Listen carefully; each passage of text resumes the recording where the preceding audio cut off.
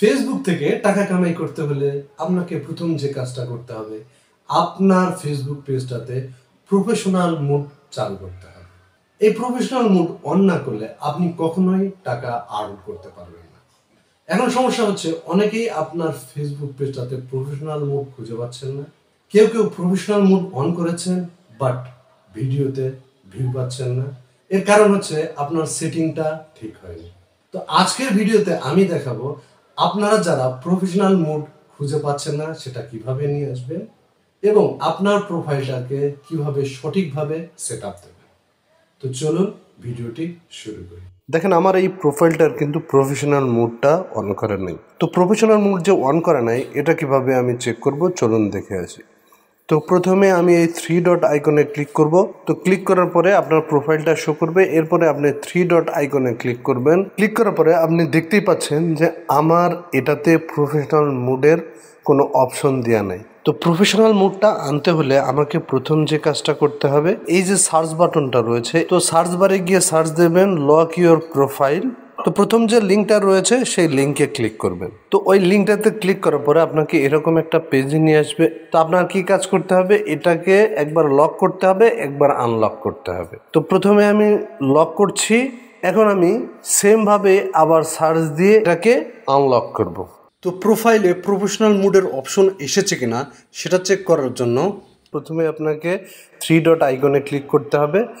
তারপরে আপনাকে এই 3 ডট আইকনে ক্লিক করলে তো দেখতেই পাচ্ছেন আমার এখানে কিন্তু প্রফেশনাল মুড অন করার অপশনটি চলে এসেছে, turn on your professional mood.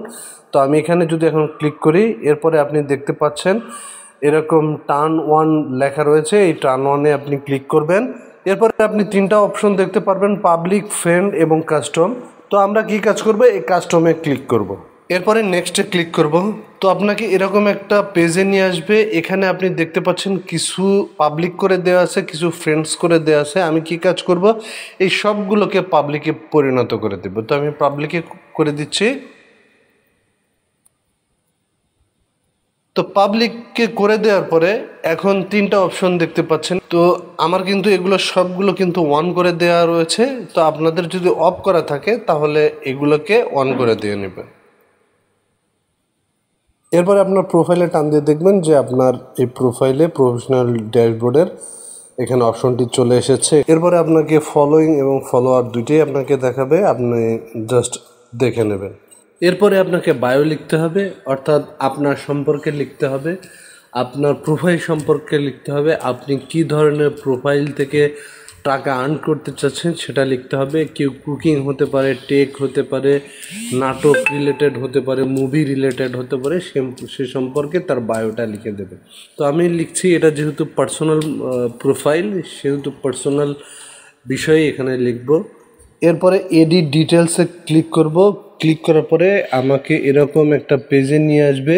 তো আপনি কোন ক্যাটাগরিতে বানাতে চাচ্ছেন, আমার এটা ট্রেক রিলেটেড হবে সেহেতু। তো আমি এখানে ডিজিটাল ক্রিয়েটর দিয়ে দিলাম। এরপরে প্রোনাউনটা আপনি কারেকশন করে দেবেন, এডুকেশান, স্কুল এবং হাই স্কুল, গ্র্যাজুয়েশন কোথায় করেছেন, এগুলো এভরিথিং সব কিছু একদম ঠিক লিখে দেবেন।